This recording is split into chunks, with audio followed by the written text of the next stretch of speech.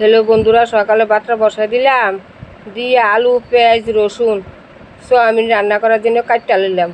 ভাতটা হয়ে গেল গা, কড়াইয়ের বসাই দিলাম, মাঠটা গাইলে লেতেছি। কড়াইতে দিয়ে দিলাম তেল, তেজপাতা, শুকনা লঙ্কা, পেঁয়াজ লাল লাল করে ভাজা লাইতেছি। আলু পেঁয়াজ রসুন সব একসাথে চাউমিনের সাথে মেখে লাইলাম, ঢেলা দিলাম, দিয়ে লাইরা সাইরা সয়াবিন তরকারি কমপ্লিট হয়ে গেল গা।